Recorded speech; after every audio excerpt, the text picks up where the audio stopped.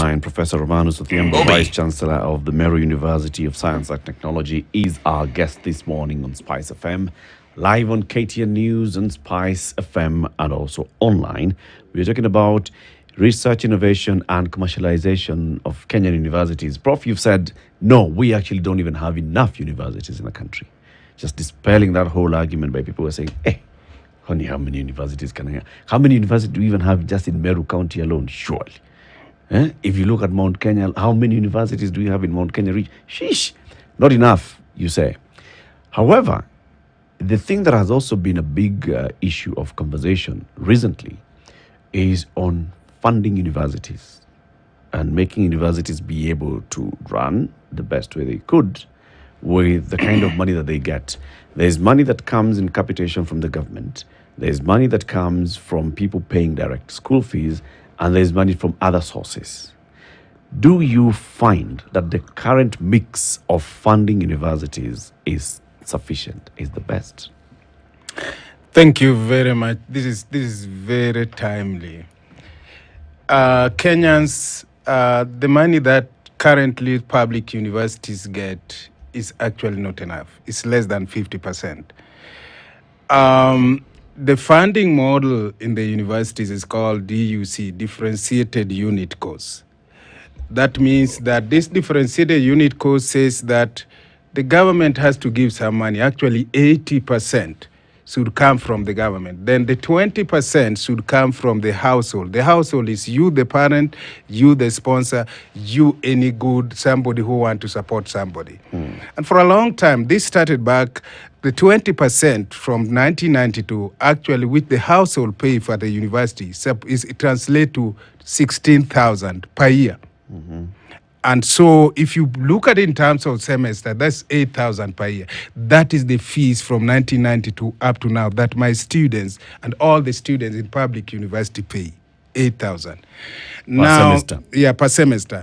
Now, the 80% that the differentiated unit cost is supposed to pay, that is from around 2016 during the Matiang'i time, the government is expected to pay all that 80%. Now, from 2016 up to now, that rate has been going down. To date, I think they only give us around 49%, about 49, 50%. And so there's a gap. This gap of around 30-something percent used to be met by the self-sponsored program, the so-called parallel programs. And so today, all of us vice chancellors and principal of constituent colleges are running university using money which is less than 50% for you to produce the so-called what you want, the 100% to graduate. So there's a serious problem, and vice chancellors and universities have been accused that they are not doing very well. This is the problem. The fees, the students are only paying that one, I've told you. The money that the government that want to pay should pay, instead of paying the 80, they pay only less than 50%. So we have a serious problem. My proposal is, number one, I think Kenyans, most of our youth are not employed. There's a serious unemployment problem. There's a serious issues here. The best thing that we can do is basically to fund the university. That 80%, the DUC should be given 100%. When we do that, we'll be producing full-baked graduates who are able to bring solutions to our problem, create jobs, even if they are not able to be employed, but create jobs and all the rest. That's number one. Number two, and because we are talking about research and innovation, and this is Innovation Week in Kenya, one of the other things is that if you fund the university well, they'll be able to do proper research. And research for my university, we are talking of research, innovation, commercialization, and extension. RISE, if you don't want to forget, RISE. Research, innovation, commercialization, and extension. Good research that impacts, transform, and change communities. A research that come up with innovative products that can be incubated, that we can eventually be commercialized, and that can go to the community and transform the community. That is only going to happen, fellow Kenyans, if we accept that universities are university. I hear people talk about even great ideas, but their mandate are very different. For universities, these are the people who need really to get the proper ask. Ask is, abilities, or you can call it attitude, skills, and knowledge. And once they have that, then they can now produce a product, innovations. Then that can be incubated and commercialized. And then we start creating jobs. And in Meru University, my council, I thank the council, we have insisted the last 2 years that even if we get this little money, some part of the money is put aside for research, for the graduate students and the staff. And those research, when you come to the university, you must have a research proposal that is addressing community problem. So that when you come to the university, you are taught and eventually you do a research that will lead to those innovative solutions that are going to impact the problem, but eventually should be able to create jobs. I'm very happy, my dear colleague here has shown me a Samsung, is it phone? Yep. Yeah, and that comes from research. And we can only do this if our government, and I think they are going to do it, the president is very passionate about this, that we are funded properly so that our staff do greater research. We have the brains, we have the capability, it's only that funding that is needed. Okay. Yeah. Does it need to be flipped? Because I look at university communities around the world and how the model that they use, the research and the innovation that you're talking about, is that to create an avenue through which then this funding is almost invited. That when they see that there are certain innovations and technological advances that are being made by this education institution, the funding almost kind of comes to you. So is there a way that we can get away from this, in my opinion, what I think is over-dependence on the government, which is already flailing in terms of funding, to look and invite external funding because of the work that is actually being done at the university? That the struggle does not need to be so hard. That are there other forms of own source revenue that can be used for universities, which are gems in terms of what they can put out?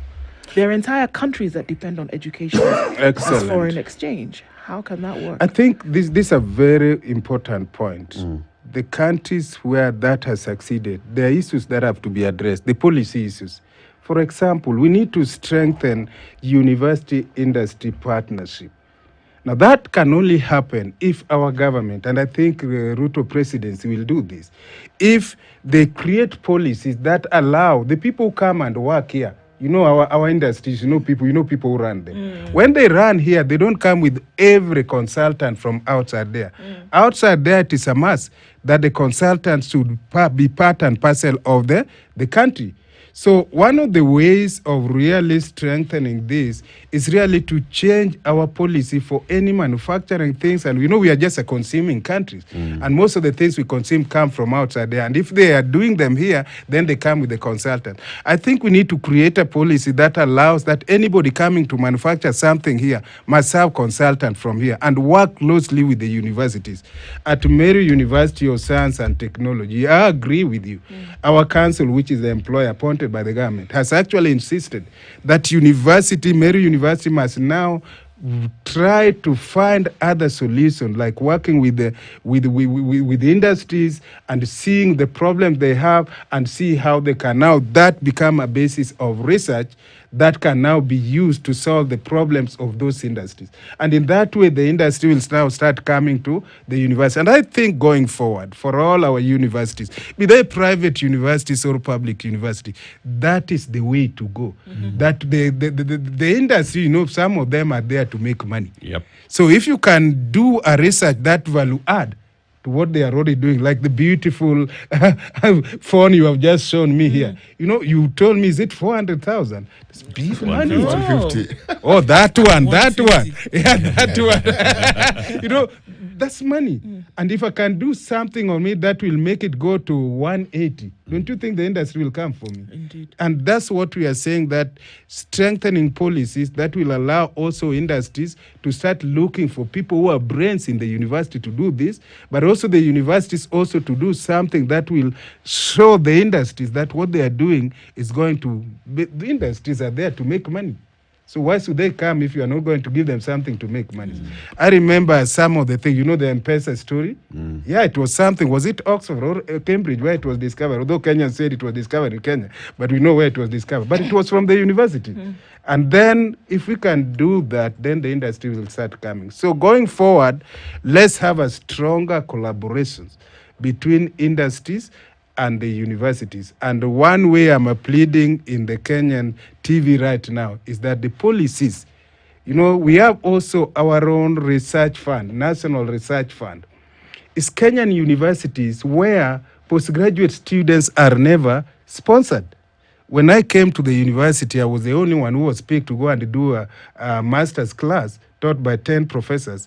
At least I was given a scholarship. Today, postgraduate students are not given research scholarship. And I think the NRF, National Research Fund, should actually do this.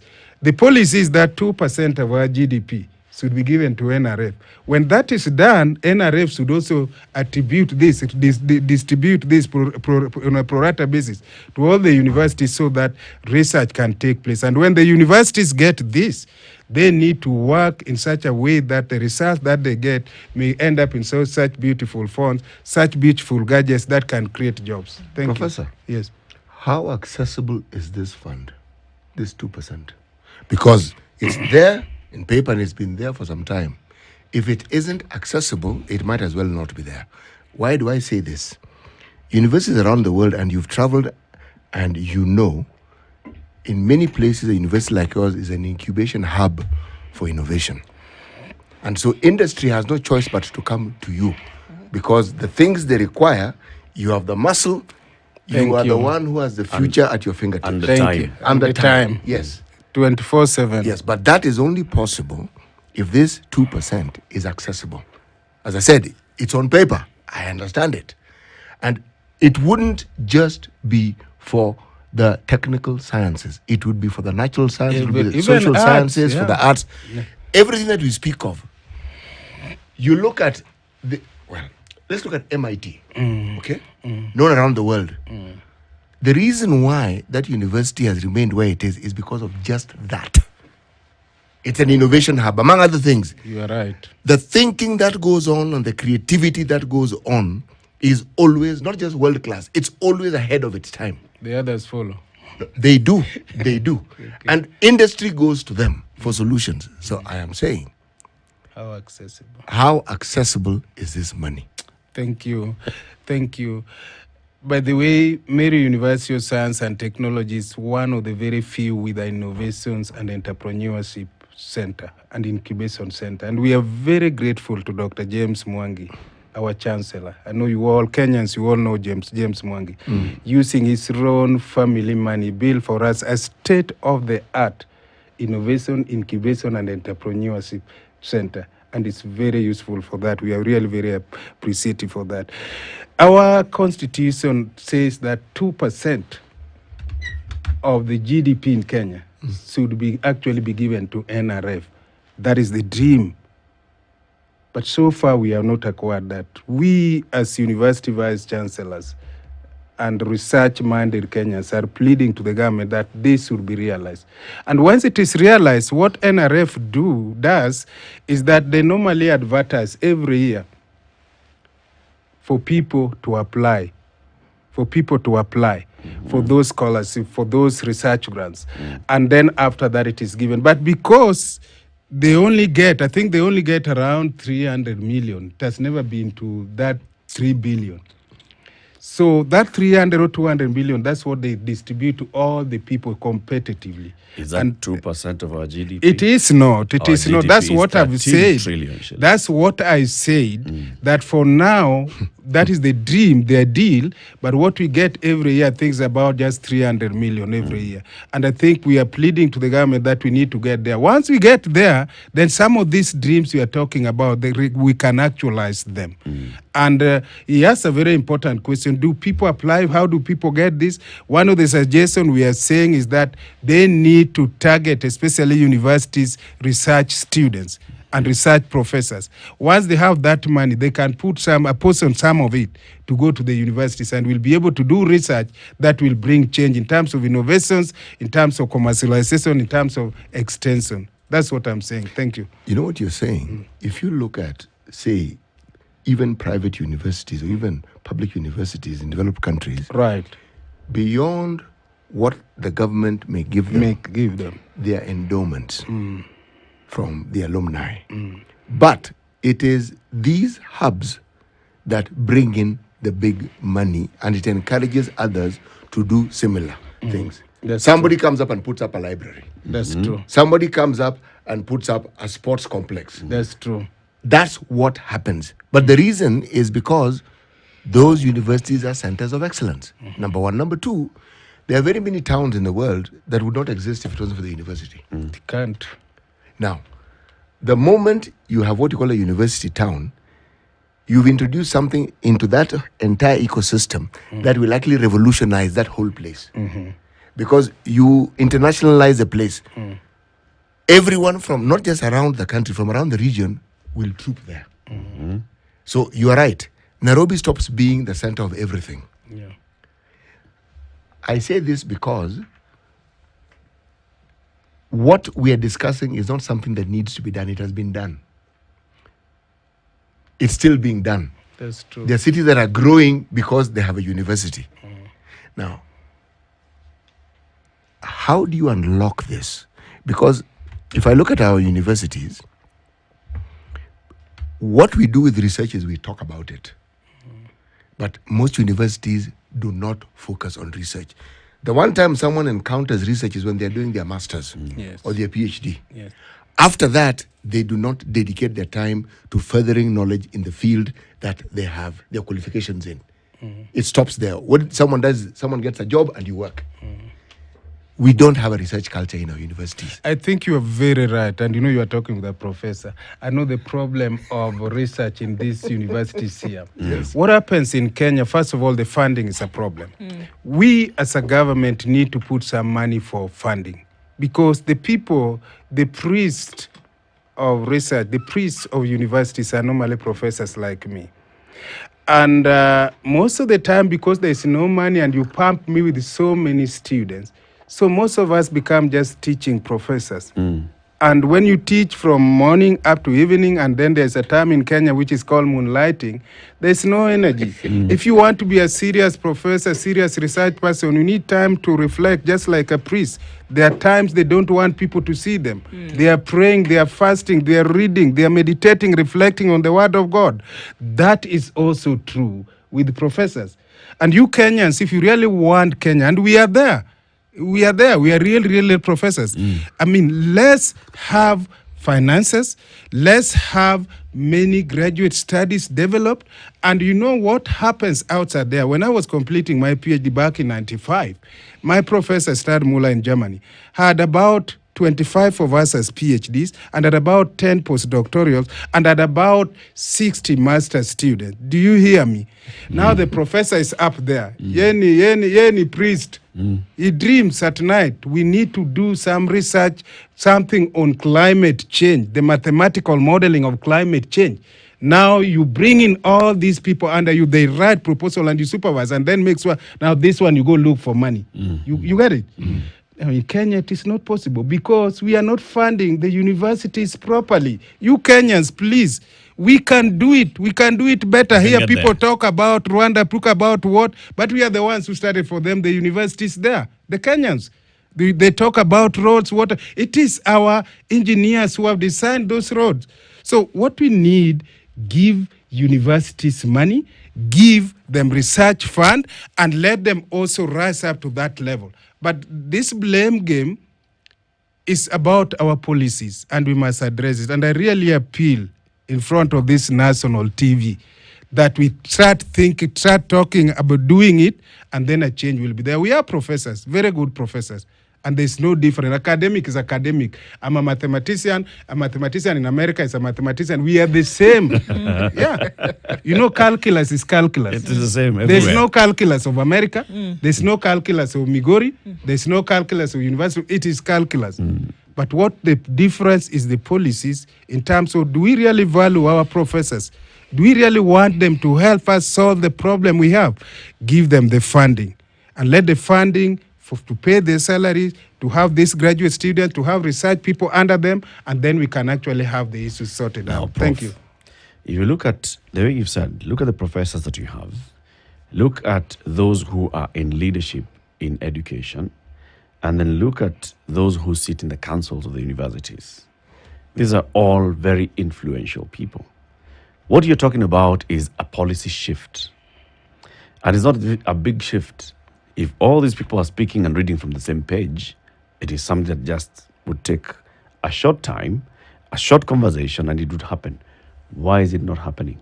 Why is it that we have so many people who are prominent people sitting as chairs of councils in universities, as chancellors and vice chancellors in universities? They have influence in government and they can summon policymakers. Why is it not happening? My friend, that's a good comment. Unajua, the money in Kenya inatoka tu kwa treasury. Unajua, the money coming to support any institutions is actually sorted out in the parliament, National Assembly. Our MPs that we elect are the people who decide. Sometimes people even blame the president. It is not the president. I think you know all these things. We have a cake from the treasury. It is taken to the National Assembly. They debate it.